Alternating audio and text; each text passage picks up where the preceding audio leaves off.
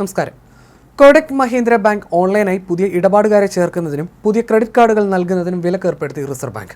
Data സുരക്ഷാ ആശങ്കകളും അടിസ്ഥാന സൗകര്യങ്ങളിലെ പോരായ്മകളും ചൂണ്ടിക്കാണിച്ചാണ് നടപടി. നിലവിൽ ക്രെഡിറ്റ് കാർഡ് ഉള്ളവരടക്കം കസ്റ്റമേഴ്സിന് തുടർന്നും ബാങ്ക് സേവനം നൽകുന്നതിൽ തടസ്സമില്ല. വാർത്താക്കുറിപ്പിലാണ് RBI ഇക്കാര്യം അറിയിച്ചത്. 2022-2023 വർഷങ്ങളിൽ RBI നടത്തിയ IT പരിശോധനയ്ക്ക് ശേഷം നൽകിയ പരിഹാര നിർദ്ദേശങ്ങൾ പാലിക്കുന്നതിൽ കോടക് മഹീന്ദ്ര ബാങ്ക് വരുത്തിയ വീഴ്ചയാണ് വിനയായത്.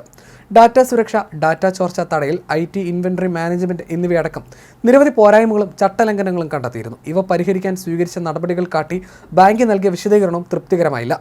കരുത്തുറ്റ IT അടിസ്ഥാന സൗകര്യങ്ങളുടെ കുറവ് കാരണം ബാങ്കിന്റെ ഡിജിറ്റൽ ബാങ്കിംഗ് ചാനലുകളിൽ അടിക്കടി സേവനത്തെ ബാധിക്കും വിധം പ്രശ്നമുണ്ടായത് ബാങ്ക് ഇടപാടുകാർക്ക് അസൗകര്യമുണ്ടാക്കി. ഏപ്രിൽ 15-നാണ് ഇത്തരത്തിൽ ഏറ്റവും ഒടുവിൽ ഡിജിറ്റൽ ബാങ്കിംഗ് സേവനങ്ങൾ തടസ്സപ്പെട്ടത്.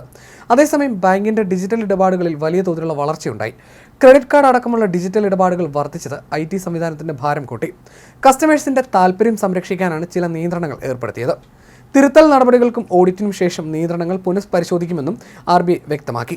1985-ൽ Uday Kotak capital manage finance തുടങ്ങിയതോടെ കോടക് മഹീന്ദ്രയുടെ യാത്ര ആരംഭിച്ചു. അടുത്ത വർഷം ആനന്ദ് മഹീന്ദ്രയും പിതാവ് ഹരീഷ് മഹീന്ദ്രയും കമ്പനിയിൽ നിക്ഷേപം ഇറക്കി കോടക് മഹീന്ദ്ര ഫിനാൻസ് എന്ന് പുനർനാമകരണം ചെയ്യുകയും ചെയ്തു. 2003-ൽ കോടക് മഹീന്ദ്ര ഫിനാൻസിന് RBIയുടെ ബാങ്കിംഗ് ലൈസൻസ് കിട്ടി.